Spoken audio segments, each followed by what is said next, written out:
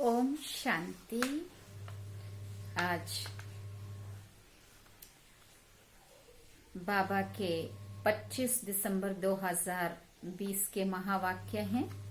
आज तो Christmas day भी है। आप सभी को मैरी क्रिसमस डे की आप सभी को बहुत बहुत शुभकामनाएं। आज बाबा क्या इशारा देते हैं वो सुनेंगे। बाबा ने सार में कहा, मीठे बच्चे, जब तक जीना है बाप को याद करना है। याद से ही आयु बढ़ेगी। पढ़ाई का तंत मना सार है ही याद। बाबा ने प्रश्न पूछा, तुम बच्चों का अतीन्द्रिय सुख गाया हुआ है क्यों? बाबा ने उत्तर में कहा, क्योंकि तुम सदा ही बाबा की याद में खुशियां मनाते हो। अभी तुम्हारी सदा ही क्रिसमस है। देखो बाबा ने भी आज याद किया, अभी तुम्हारी सदा ही क्रिसमस है। तुम्हें भगवान पढ़ाते हैं, इससे बड़ी खुशी और क्या होगी। ये रोज की खुशी है, इसलिए तुम्हारा ही अतीन्द्रिय सुख गाया हुआ है। गीत हम सब ने सुना, नयनहीन को राह दिखाओ प्रभु, पग पग ठोकर खाऊं मैं। ओम शांति। ज्ञान का तीसरा नेत्र देने वाला रूहानी बाप रूहानी बच्चों को समझाते हैं। ज्ञान का तीसरा नेत्र सिवाय बाप के और कोई भी दे नहीं सकता है। तो अभी बच्चों को ज्ञान का तीसरा नेत्र मिला है।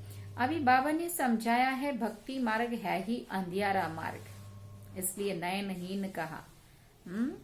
जैसे रात में सोजरा नहीं होता है तो मनुष्य धक्का खाते हैं ना, गाया भी जाता है ब्रह्मा की रात और ब्रह्मा का दिन। सतयुग में ये नहीं कहेंगे कि हमको राह दिखाओ, क्योंकि अभी तुमको राह मिल रही है। बाप आकर के मुक्ति धाम और जीवन मुक्ति धाम की राह बता रहे हैं। अभी तुम पुरुषार्थ कर रहे हो, अभी जानते हो कि बाकी थोड़ा समय है। दुनिया तो बदलने वाली है। ये तो गीत भी बने हुए हैं, दुनिया बदलने वाली है। परंतु मनुष्य बेचारे जानते नहीं है कि दुनिया कब बदलनी है, कैसे बदलनी है, कौन बदलाते हैं, क्योंकि तीसरा नेत्र तो ज्ञान का है ही नहीं। अभी तुम बच्चों को ये तीसरा नेत्र मिला है, जिससे तुम इस सृष्टि के आदि मध्य अंत को जान गए हो। और यही तुम्हारी बुद्धि में ज्ञान की सैक्रीन है। जैसे थोड़ी सी सैक्रीन बहुत मीठी होती है ना, वैसे ये ज्ञान के दो अक्षर, कौन से? मन मना भाव और मध्याजी भाव, ये ज्ञान के दो अक्षर, यही सबसे मीठी चीज है। बस बाप को याद करो। बाप आते हैं, आकर के रास्ता बताते हैं। फिर बाबा पूछते हैं कहाँ का रास्ता बताते हैं? तो शांति धाम और सुख धाम का। तो बच्चों को खुशी होती है। दुनिया नहीं जानती है कि खुशियां कब मनाई जाती है। खुशियां तो नई दुनिया में मनाई जाएंगी, बाबा कहते हैं। ये तो बिल्कुल कॉमन बात है कि पुरानी दुनिया में खुशियां कहाँ से आई। पुरानी दुनिया में मनुष्य त्राही त्राही कर रहे हैं, क्योंकि तमो प्रधान है। तमो प्रधान दुनिया में खुशियां कहाँ से आई? सतयुग में ज्ञान तो कोई में भी नहीं है, इसलिए बेचारे यहाँ खुशियां मनाते रहते हैं। देखो क्रिसमस की कितनी खुशियां भी कितनी मनाते हैं। बाबा तो कहते हैं, अगर खुशियों की बात पूछनी हो तो किससे पूछो? गायन है शास्त्रों में, गोपी बल्लभ के गोपियों से। माना बाबा कह रहे मेरे बच्चों से पूछो, क्योंकि बाप बहुत सहज रास्ता बता रहे हैं। गृहस्थ व्यवहार में रहते हुए, अपने धंधे धोरी का कर्तव्य करते हुए, कमल फूल के समान रहो और मुझे याद करो। जैसे आशिक माशूक होते हैं ना, वो भी धंधाधोरी करते एक दो को याद करते रहते हैं। उनको साक्षात्कार भी होते हैं, जैसे लैला मजनू हीरा रांझा, वो विकार के लिए एक दो के आशिक नहीं होते हैं। उनका प्यार गाया हुआ है, उसमें एक दो के आशिक होते हैं। लेकिन यहाँ वो बात नहीं है। यहाँ तो तुम जन्म जन्मांतर उस माशूक के ही आशिक रहे हो। वो माशूक तुम्हारा आशिक नहीं है, तुम उनको बुलाते हो यहाँ आने के लिए। हे भगवान, नयनहीन को आकर के राह बताओ। तुमने आधा कल्प बुलाया है, जब दुख ज्यादा होता है तो जास्ती बुलाते हैं। जास्ती दुख में जास्ती सिमरन करने वाले भी होते हैं। देखो अभी कितने याद करने वाले ढेर के ढेर हैं। गाया हुआ है ना, दुख में सिमरन सब करे, सुख में करे ना कोई। जितना देरी होती जाती है उतना तमो प्रधान ज्यादा होते जाते हैं। तो तुम चढ़ रहे हो और वो और ही उतर रहे हैं, क्योंकि जब तक विनाश हो तब तक तमो प्रधानता वृद्धि को पाती रहती है। दिन प्रतिदिन माया भी तमो प्रधान वृद्धि को पाती जाती है। इस समय बाप भी सर्वशक्तिवान है तो माया भी फिर सर्वशक्तिवान इस समय में है, वो भी जबरदस्त है। तुम बच्चे इस समय ब्रह्मा मुख वंशावली ब्राह्मण कुल भूषण हो। तुम्हारा है सर्वोत्तम कुल, इसको कहा जाता है ऊंचते ऊंच कुल। इस समय तुम्हारा यह जीवन अमूल्य है।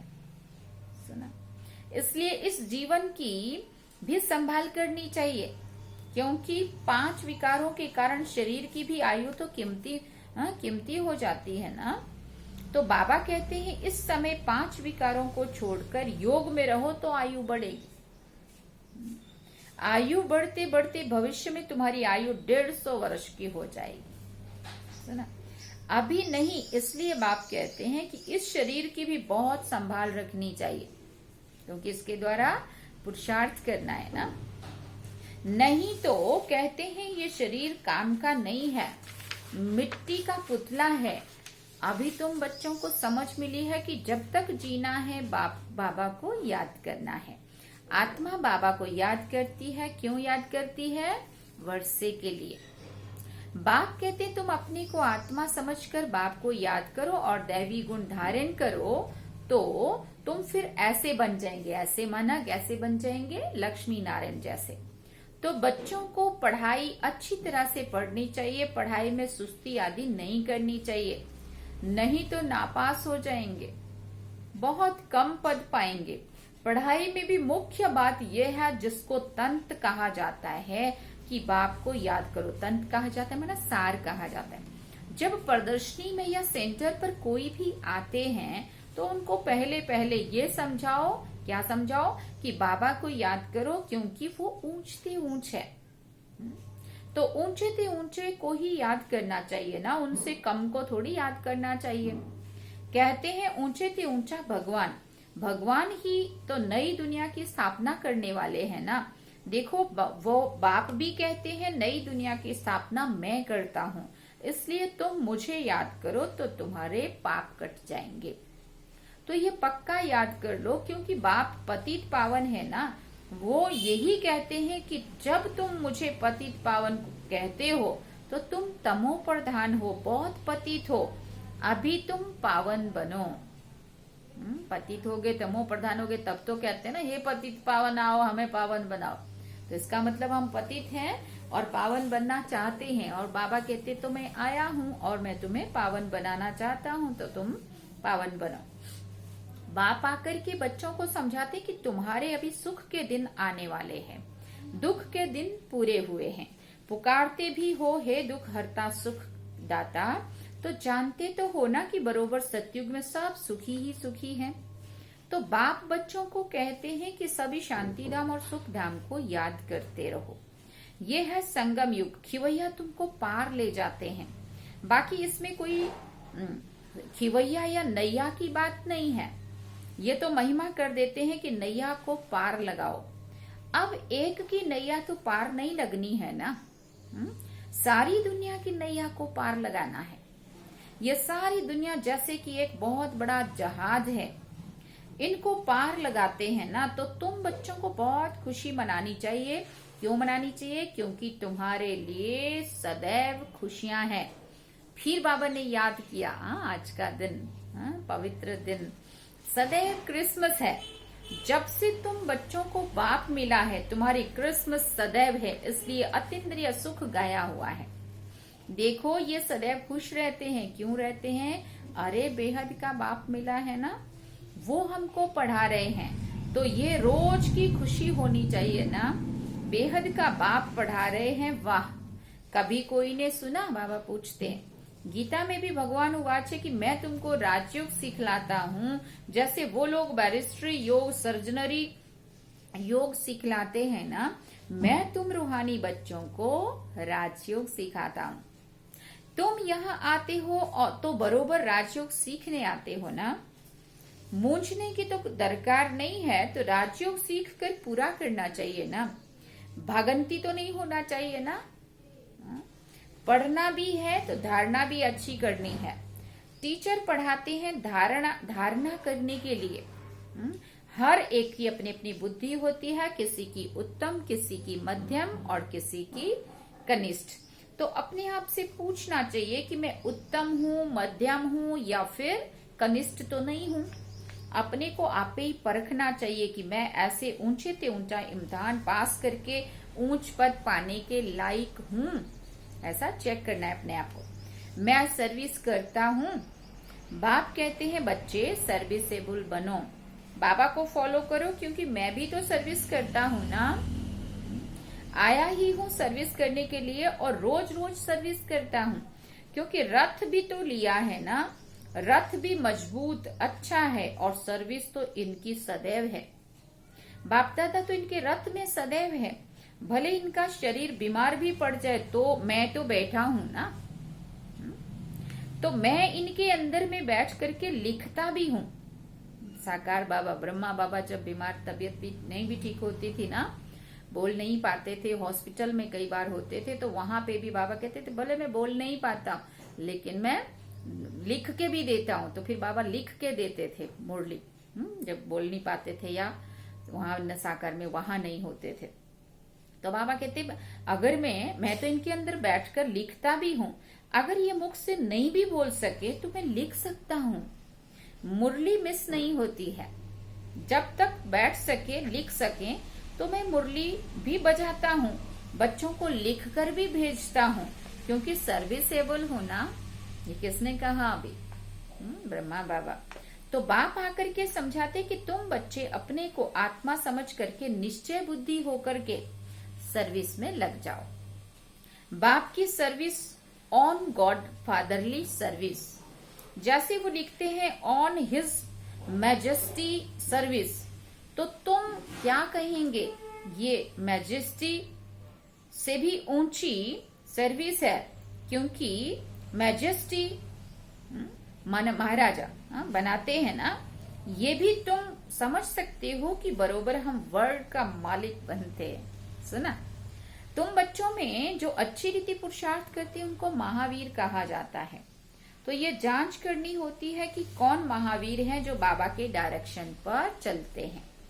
बाबा समझाते हैं कि बच्चे अपने को आत्मा समझो, भाई भाई को देखो, भाई भाई को देखो माना आत्मा को देखो। बाप अपने को भाइयों का बाप समझते हैं और भाइयों को ही देखते हैं, सभी को तो नहीं देखेंगे ना। ये तो ज्ञान है कि शरीर बिगड़ तो कोई सुन ना सके, बोल ना सके। तुम तो जानते हो ना कि मैं भी यहाँ शरीर में आया हूँ, मैंने ये शरीर लोन लिया हुआ है। शरीर तो सबको है, शरीर के साथ ही आत्मा यहाँ पढ़ रही है। तो अभी आत्माओं को समझना चाहिए कि बाबा हमको पढ़ा रहे हैं। बाबा की बैठक कहाँ है? फिर बाबा पूछते बाबा की बैठक कहाँ है? तो ब्रह्मा बाबा की भ्रिकुटी में है ना। अकाल तख्त पर बाबा ने समझाया है कि हर एक आत्मा अकाल मूर्त है, वो कभी विनाश नहीं होती है, कभी भी जलती कटती डूबती नहीं है, छोटी बड़ी नहीं होती है। शरीर छोटा बड़ा होता है तो दुनिया में भी जो मनुष्य मात्र हैं, उनमें जो आत्माएं हैं उनका तख्त ये भ्रिकुटी है। शरीर भिन्न भिन्न है, किसी का अकाल तख्त पुरुष का और किसी का स्त्री का और किसी का बच्चे का। तो जब भी किसी से बात करो तो यही समझो कि हम आत्मा हैं, अपने भाई से बात करते हैं, बाप का पैगाम देते हैं कि शिव बाबा को याद करो तो ये जो जंग लगी हुई है वो निकल जाए। जैसे सोने में अलाय पड़ती है तो वैल्यू कम होती है, तो तुम्हारी भी वैल्यू कम हो गई है। अभी बिल्कुल ही वैल्यू लेस हो गए हैं। सुना, इसको दिवाला भी कहा जाता है। भारत कितना धनवान था, अभी कर्जा उठाते रहते हैं। विनाश में तो सबका पैसा खत्म हो जाएगा, देने वाले लेने वाले सभी खत्म हो जाएंगे। बाकी जो अविनाशी ज्ञान रत्न लेने वाले हैं वो फिर आकर के अपना भाग्य लेंगे। अच्छा, मीठे मीठे सिखिल दे बच्चों प्रति माता पिता बाप दादा का याद प्यार और गुड मॉर्निंग। रूहानी बाप की रूहानी बच्चों को नमस्ते। हम रूहानी बच्चों की रूहानी माता पिता बाप दादा को दिलवा जान सीखवा प्रेम से याद प्यार, गुड मॉर्निंग, नमस्ते, थैंक्स बाबा जी। धारणा के लिए मुख्य सार है, पहला पॉइंट, बाप को फॉलो कर बाप के समान सर्विसेबल बनना है। अपने को आपे ही परखना है कि मैं ऊंचे से ऊंचा इम्तिहान पास करके ऊंच पद पाने के लायक हूं, ऐसा चेक करना है। दूसरी बात, बाबा की डायरेक्शन पर चलकर महावीर बनना है। जैसे बाबा आत्माओं को देखते हैं, आत्माओं को पढ़ाते हैं, ऐसे आत्मा भाई भाई को देखकर बात करनी है। फिर वरदान में बाबा ने कहा, तन की तंदुरुस्ती, मन की खुशी और धन की समृद्धि द्वारा श्रेष्ठ भाग्यवान भव। तन की तंदुरुस्ती, मन की खुशी और धन की समृद्धि द्वारा श्रेष्ठ भाग्यवान भव। संगम युग पर सदा स्व में स्थित रहने से तन का कर्म भोग सूली से कांटा हो जाता है। तन का रोग योग में परिवर्तन कर देते हो तो सदा स्वस्थ हो। मन मना भव होने के कारण खुशियों की खान से सदा संपन्न हो, इसलिए मन की खुशी भी प्राप्त है। और ज्ञान धन सभी धनों से श्रेष्ठ है। ज्ञान धन वालों की प्रकृति स्वतः ही दासी बन जाती है और सर्व संबंध भी एक के साथ है, संपर्क भी होली हंसों से है, इसलिए श्रेष्ठ भाग्यवान का वरदान स्वतः ही प्राप्त है। स्लोगन में बाबा ने कहा, याद और सेवा दोनों का बैलेंस ही डबल लॉक है। याद और सेवा दोनों का बैलेंस ही डबल लॉक है। अच्छा, ओम शांति।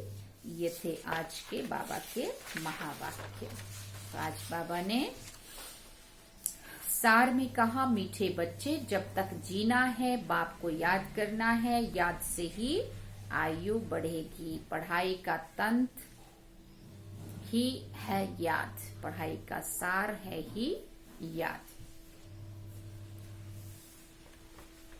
ये थे आज के महावाक्य। आज बाबा ने 2 बार क्रिसमस डे को याद किया, क्योंकि आज क्रिसमस डे है। तो सभी जो भी देश में विदेश में सभी जो भी बाबा के बच्चे हैं और दुनिया वालों को भी सभी को, क्योंकि आत्मा के नाते से हम सभी एक पिता परमात्मा के बच्चे हैं। और जो भी त्योहार मनाए जाते हैं, चाहे वो दिवाली है चाहे वो क्रिसमस डे है, सभी धर्म वालों के लिए अपने अपने त्योहारों का महत्व होता है ना। इसलिए बाबा ने कहा, तुम तो एक पिता परमात्मा को पहचानते हो और परमात्मा के बच्चे होने के नाते जो भी देश और विदेश के सभी जो भी धर्म है, जो भी अलग अलग संप्रदाय, सब तुम्हारे अपने हैं। क्यों? क्योंकि तुमने स्वयं को पहचाना है, अपने पिता को पहचाना है। आत्मा के नाते से हम सभी एक पिता परमात्मा के बच्चे, हिंदू मुस्लिम सिख ईसाई सब आपस में भाई भाई हैं। सबके अंदर आत्मा है और आत्माओं का पिता परमात्मा है। तो एक पिता के बच्चे हम सभी आपस में भाई भाई होने के नाते, चाहे वो त्योहार क्रिश्चियन लोगों का है लेकिन वो भी हमारा अपना ही समझे। है ना। कभी भी हमें धर्म भेद, जाति भेद, भाषा भेद, रंग भेद, इन सभी भेदभाव से ऊपर उठ के बाबा ने तो हमें जीना सिखाया है ना। और हम सभी आत्मा के नाते से देखो मंदिर में दीवा जगाते हैं, हाँ, हिंदू संस्कृति के सनातन धर्म में दीवा जगता है, चर्च में कैंडल लाइटिंग होती है ना। और सिख धर्म में भी निराकार को मानते हैं। सभी धर्म में निराकार एक की तरफ इशारा तो सभी ने किया है, क्योंकि वो सभी का पिता है। और वो सभी का जो पिता है वो हम आत्मा ने उसको पहचान लिया है। वो अलग बात है कि उन्होंने नहीं पहचाना है, इसलिए वो लोग नहीं मानते हैं, अलग अलग इसको मानते हैं। बाकी यीशु क्रिस्त ने भी हमेशा इशारा किया है गॉड इज वन और गॉड इज लाइट, है ना। और यीशु क्रिस्त ने भी कहा I am a son of God, I am a messenger of God. तो हमने जो एक पिता परमात्मा को जो याद किया है, तो सभी का हम उस एक पिता के बच्चे होने के नाते हम सभी आपस में आत्मा के रूप में भाई भाई हैं। तो हम सभी को एक पिता की तरफ इशारा करके सबको उनका संदेश देना है और उस एक पिता को याद करें और सभी को अपना समझें। आत्मा के नाते से हम भाई भाई हैं। अच्छा, ओम शांति।